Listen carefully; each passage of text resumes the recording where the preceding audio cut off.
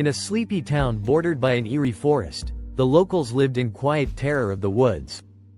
The forest was shrouded in mist, and by nightfall, strange whispers echoed through the trees. Legends spoke of spirits trapped within, bound to the earth by a curse. No one who entered after dark had ever returned, and yet, the whispers persisted, calling out names, pleading for salvation.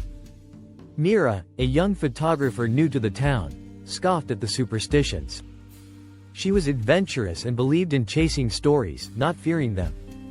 When an old neighbor warned her about the forest, Mira brushed it off with a polite smile and a nervous laugh. Curiosity always got the better of her. With her camera in hand, she decided to explore the infamous woods on a moonlit night, eager to uncover its secrets. The forest was unsettling from the start. The trees twisted unnaturally, their gnarled branches reaching out like skeletal hands. The deeper Mira ventured, the more oppressive the air became, as if the forest itself were alive, watching her every move. Her flashlight's beam cut through the darkness, illuminating the dense fog that seemed to thicken with every step. The first whisper came suddenly, a faint murmur that made her freeze. "Mira!" She swung the flashlight wildly, her heart pounding. "Who's there?" she called, her voice trembling. There was no response, only the rustling of leaves and the faint echo of her name, carried on the wind. As she pressed on, the whispers grew louder, overlapping voices pleading, crying, and sometimes laughing cruelly. Mira's unease turned to panic when she realized the whispers were coming from all around her. She pulled out her camera and began snapping photos, hoping to document whatever was happening.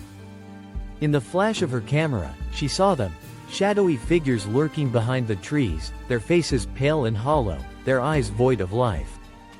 They were watching her, their mouths moving in silent whispers. She stumbled back, dropping her flashlight. The beam flickered and died, plunging her into darkness. The whispers grew frantic, almost deafening now.